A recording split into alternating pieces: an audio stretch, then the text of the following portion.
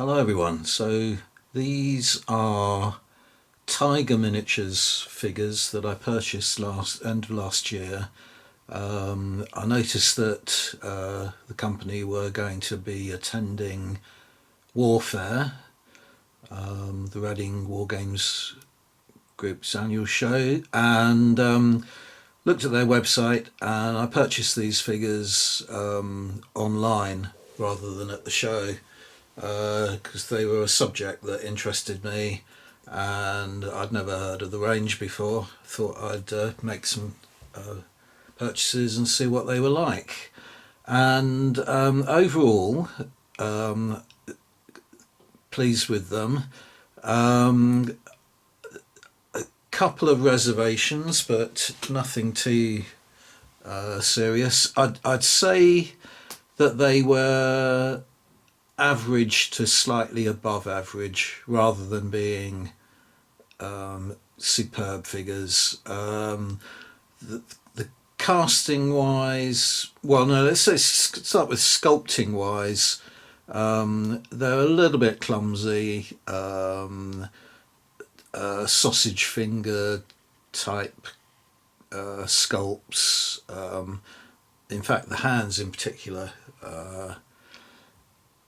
are very poorly done, I think. Some kind of lack of clarity in the detail, which I found difficult, because if you're not over familiar with the subject and the accuracy of the detail anyway, it makes it a little bit harder when they're not clearly defined. The detail isn't clearly defined. I'll show you some examples of what I mean by that later on in the video. And casting wise, the metal isn't brilliant. I've got one figure here that's lost the bayonet, which is not an uncommon issue with ranges, but yeah, I'd say the metal isn't brilliant. There are mould lines. There were some sort of exuberances from the casting and so on. So, but they're on a par with Redoubt, with Bicorn, with Elite, those kind of ranges, but they're not up there with the top, like the Perrys of this world and the Foundries and so on. I wouldn't put them there. But the main thing though is that they are a subject which is quite, sort of uncommon on ranges. Where else can you think of, to acquire figures to suit the sort of German colonial era? So yeah, I was interested to get these. I think I've got some more I purchased that I can now go on to paint, which are mainly Ascaris. The groups that you can see here over on the right here, this was a German command group. This group of 5 figures in the centre were just described as German command. So clearly you can see here there were some native NCOs and so on. So I'd put this group of figures at a sort of slightly more senior command level than this group of figures here. And then you've got a gun with gun crew in what they describe as sun helmets. And on the far left here is a freebie that they threw in, which I think on the website they just describe as a late German colonial, but it is actually, looks right to me for say battalion type of figure. Now that gets me on to what I'm doing with these figures, because when I first saw them, as you may know, I have a large collection of Wargames Foundry Masai, and the Masai didn't really confront any colonial armies in their history in any sort of major way. So unlike the Zulus, where there was the Anglo-Zulu War, the Masais really weren't confronted, shall we say, by the German colonial power, the German and the British colonial powers, to the extent that other native tribes were, and that's partly down to their ferocity, partly down to the fact that the interior of Africa was approached by both the British and the Germans more by sort of circumventing the territory that was occupied by the Masai. But there was one particular encounter, which was the Battle of Elberjet, which was the German explorer Karl Peters with a force which was mainly composed of native Askari troops rather than a German colonial field force as such. So I have a figure in my collection that is from Wargames Foundry, that when it was originally cast and released was actually meant to portray the German explorer Karl Peters. Nowadays it's still available, but Foundry have removed all their sort of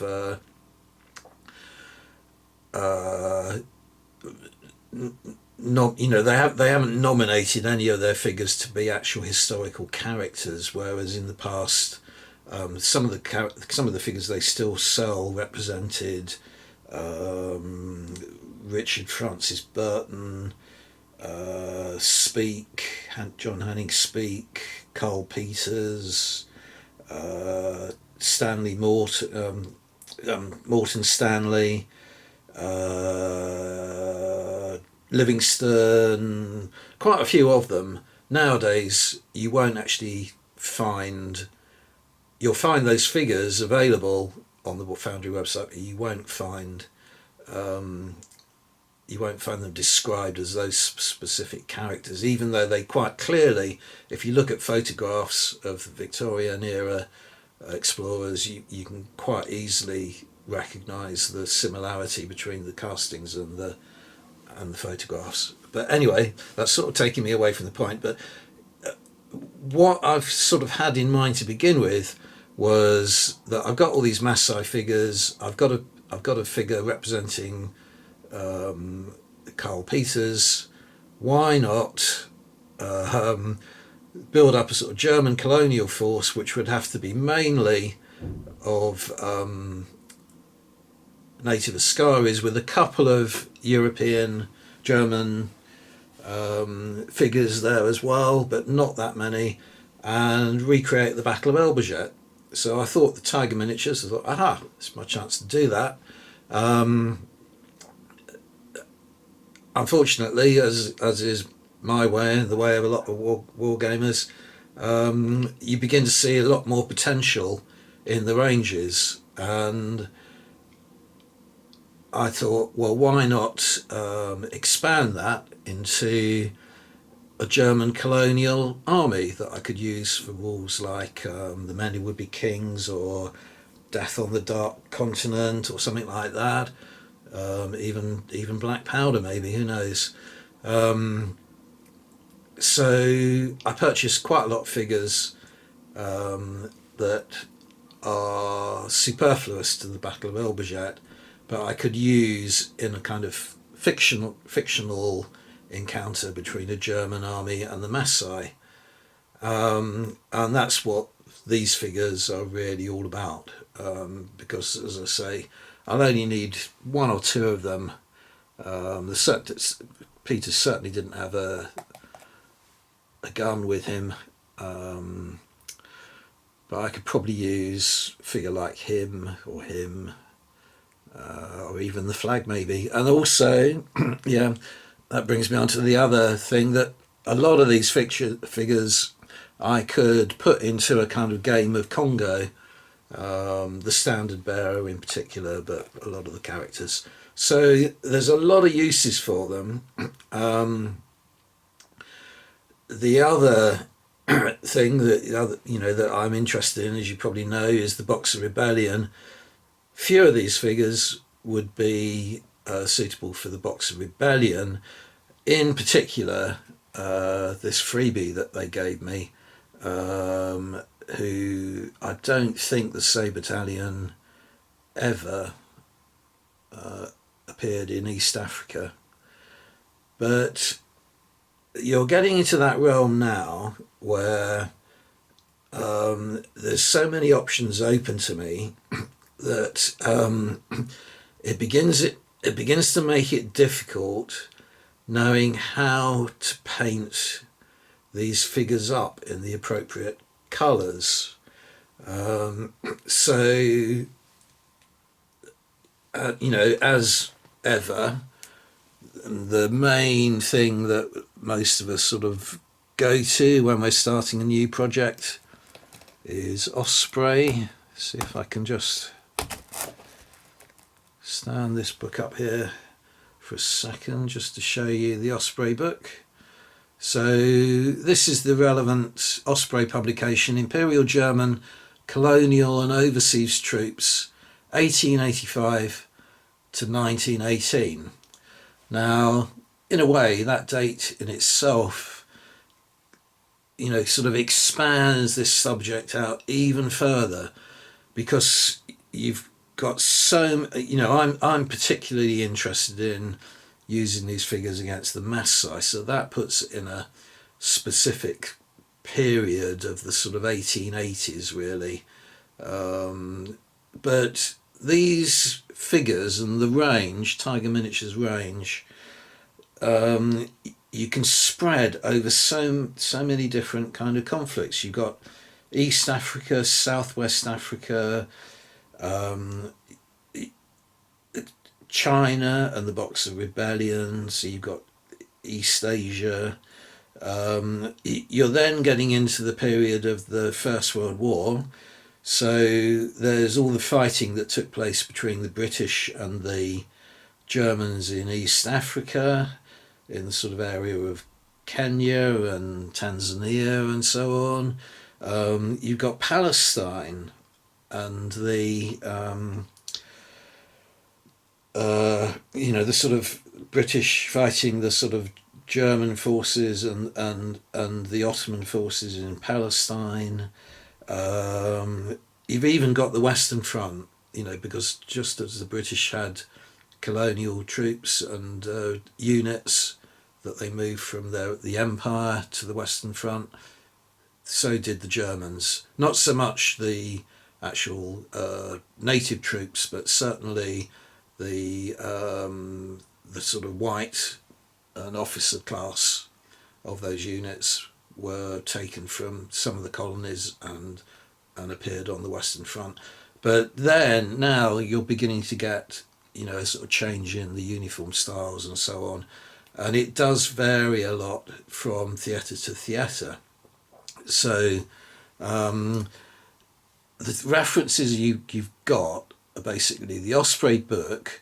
There is also a really detailed and good website by Chris Dale, who's the co-author of this book. Fantastic website. It's just titled German Colonial Uniforms, but it's full of artwork and photographs, and with all those subdivisions of all the various theatres and so on.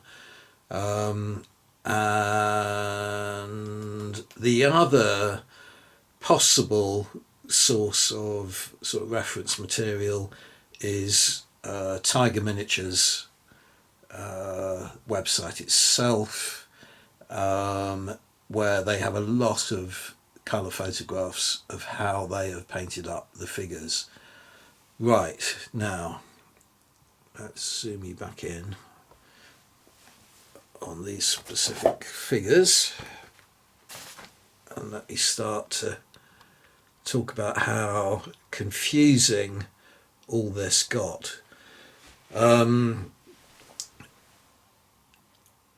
principal colours or shades, I suppose, that you can talk about are a sort of German field grey, you've got a khaki, and you've got a tropical white kind of colorations.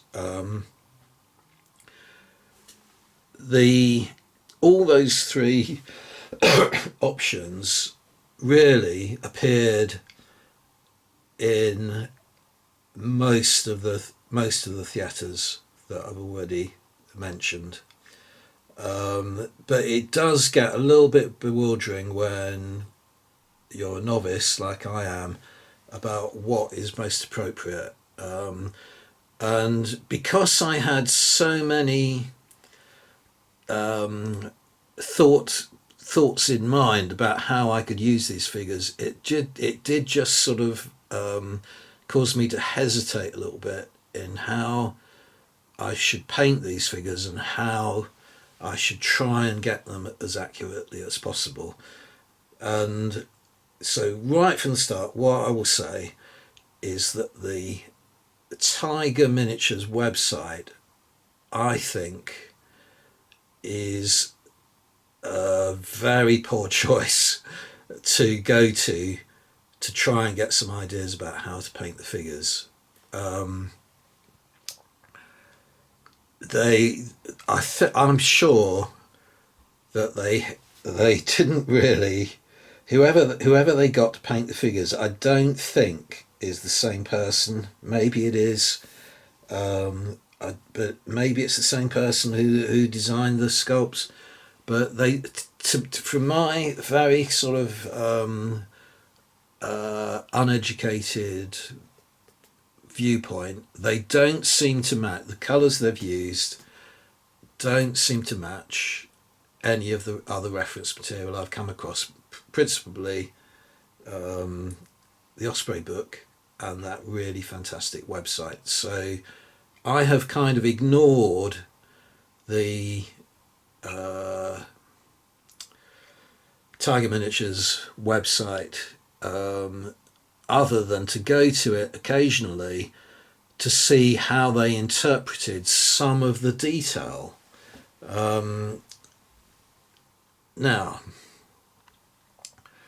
I'll give you another example of how inaccurate I think that the painting of their figures on the website is. That this figure here on the website actually has a sort of dark green overcoat. I haven't been able to find any descriptions of overcoats in use by German colonial forces anywhere other than cavalry overcoats, which were a field grey colour, certainly not green. So I think they've painted that figure completely inaccurately. In the back there you can see another figure who's also got an overcoat on, but it's a sort of shorter overcoat again.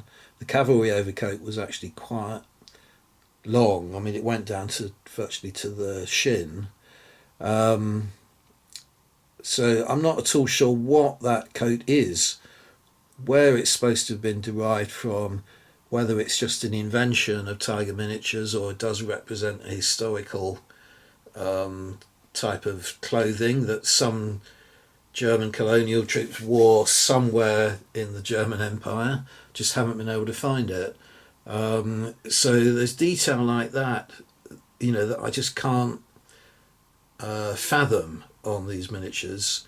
There is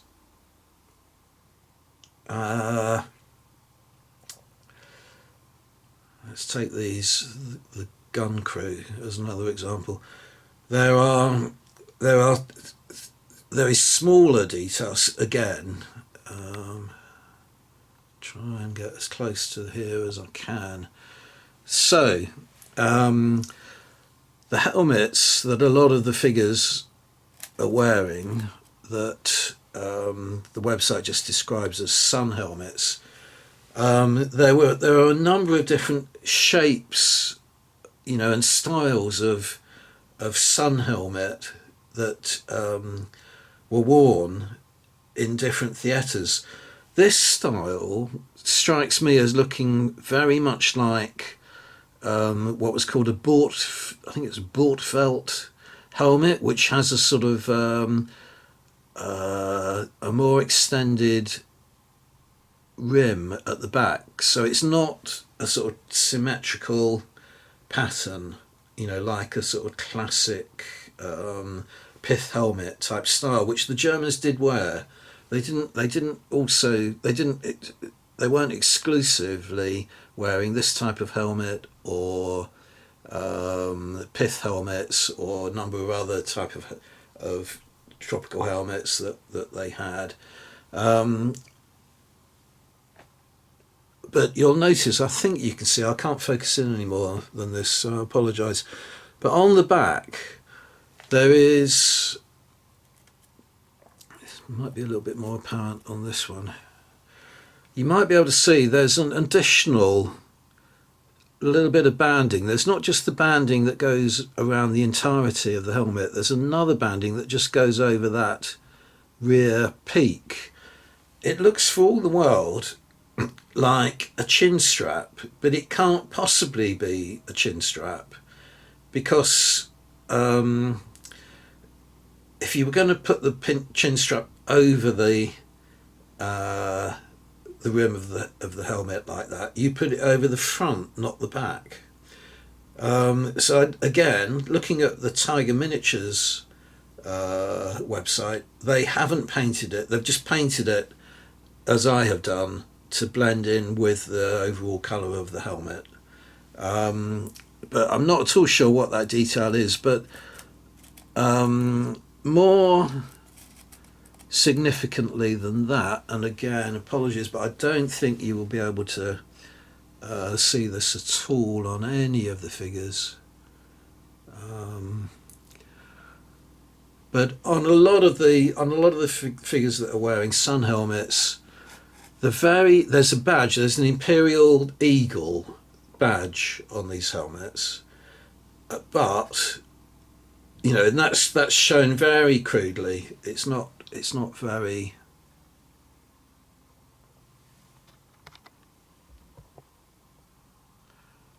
It's not very obvious at all that it is meant to be an Imperial Eagle.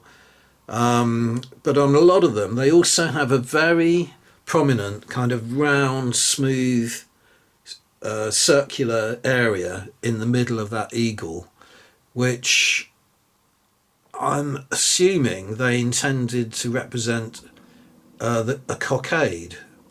Now the helmets, that is definitely wrong, and on the website they have painted it up as a cockade, but I've ignored it. I've just painted over it in the same yellow metal colour so that you can't see that it's meant to be there, because the cockade on all these helmets, whatever shape you're talking about, if there was a cockade there, it was much smaller and it was below the eagle.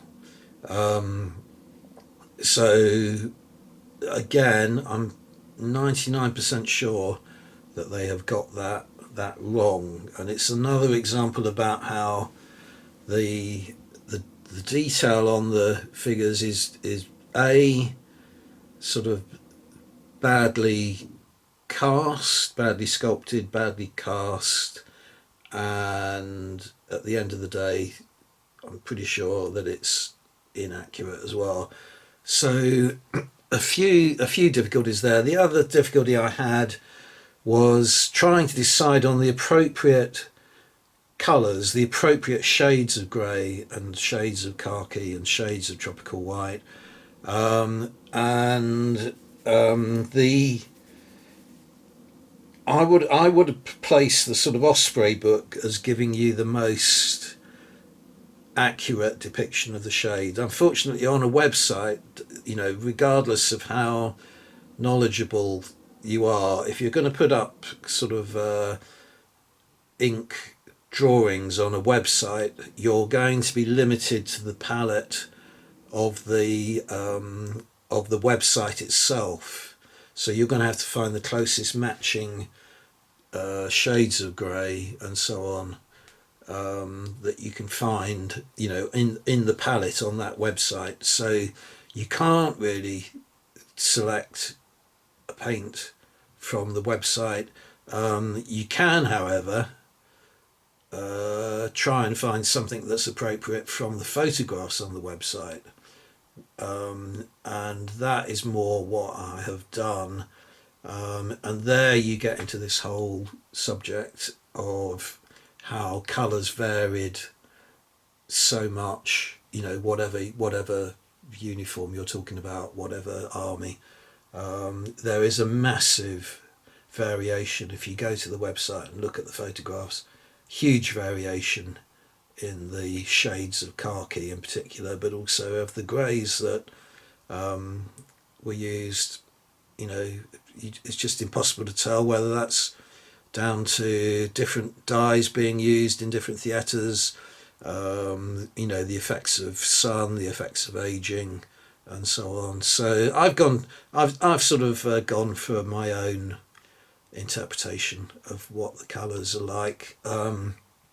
For the greys, I've used a Wargames Foundry triad of early war. So we're talking now the Second World War, early Second World War field grey.